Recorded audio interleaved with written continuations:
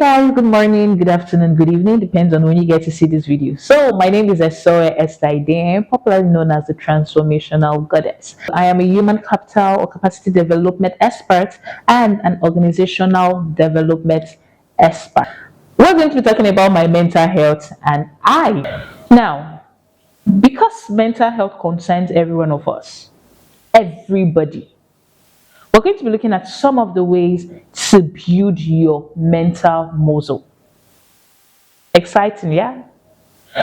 People go to the gym for several things, right? We go to the gym to build our bodies and all of that. But do we realize that our minds can be built? And that one of the ways to deal with mental health condition, of which the two prevalent is actually depression, I think, and anxiety.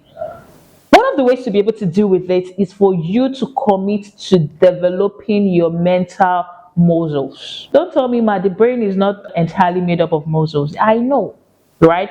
But muscles are basically soft tissues, or those tissues in the body that helps the body for composure, helps the body to maintain stability, helps the body to be able to cope, right?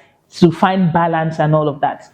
If the mind is the powerhouse of the body, then it tells us that, like it or not, there are muscles, or there could be some muscles in there. But then how do we develop these muscles? Now, one of the ways to develop the muscles of your mind to be strong and to be able to withstand toughness of life when they come at you is staying through the process. I know you're shocked.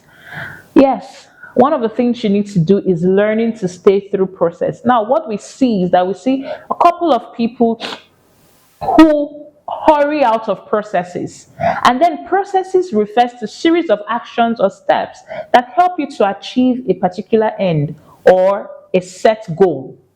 By the time you hurry out of processes, the toughness that you ought to have built, right, in that process of staying through that process, you lose it. And again, because life is no respecter of anybody, it throws challenges to everybody, rich, poor, big, small, thin, fat. We all have to deal with the challenges of life. We hurry through the processes of life that is meant to build us, and at the end of the day, we are weak when we now face the things that come to try to see if we have actually been built for that process. I always say to people, in life class, there are no double promotion. In your academics, you could be so smart and then your school grants you double promotions. But with life's lessons, there are no double promotion. The classes you refuse, right, to go through now is waiting for you somewhere in the future. And trust me, many a time than not, because we didn't go through the process, we flop, we fail when we get there. I know the subject of resilience. So when we're talking about mental health, we cannot divorce resilience from it, because resilience speaks of an individual's ability to successfully adapt to lifestyles in the face of social disadvantages or highly adverse situations, right? How do you now build your mental resilience? It is important that you develop mental resilience. Now, one of the things that happen if you do not make use of your muscles for a long time is something called, I think, atrophy or so. Be able to support or give the necessary support to the part of the body that it renders that support to. So we must begin to learn to build mental resilience, right?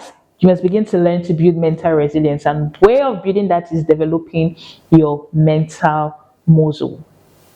Apart from staying through the process, another thing you want to learn is delayed gratification.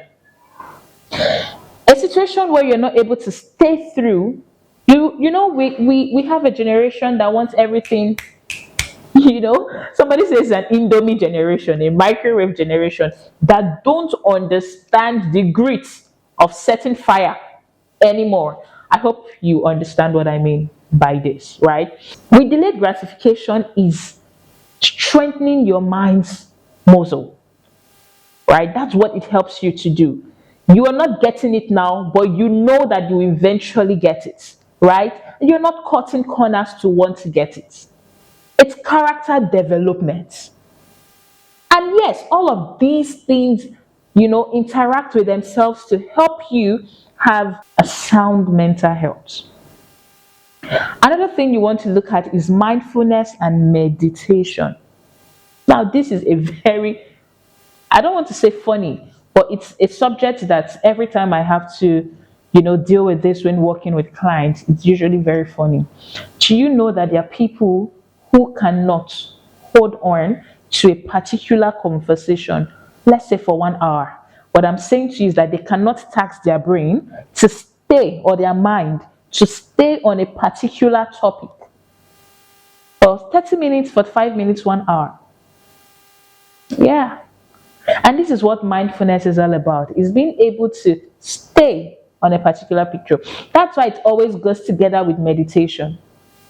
Because you are able to, cut out every other distraction. So in your mind's eye, there is a particular picture before it, right? And then you are able to cut out every other distraction, every other picture in your mind, and narrow everything into that one picture and stay there with that picture. Meditation means you are looking into that picture and it's getting bigger and bigger and broader and broader. Now, most people can't do this. And because you can't do this, when the challenges of life come knocking at your door, you don't even have the capacity to stay and look carefully into that challenge and realize that along with that challenge is an opportunity. Shocking, right? But yes, that's what it is, right? So we've just been able to look at some of the ways to be able to build, or to develop your mental muscles, which is like a preventive measure for mental health. Subsequently, we're going to be looking at curative measure, but I think primarily we want to stay on, or for this session, we want to stay on preventive measure. Sometimes they say prevention is better than cure, and yes, you're right, prevention is better than cure. Now, I already mentioned that depression seems to be a leading mental health issue across the globe. Anxiety follows, right?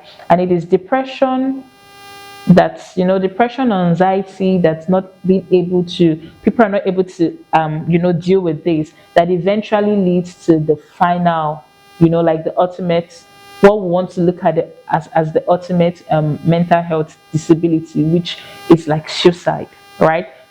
Suicide is going to be a topic for another day. We're going to be looking at that.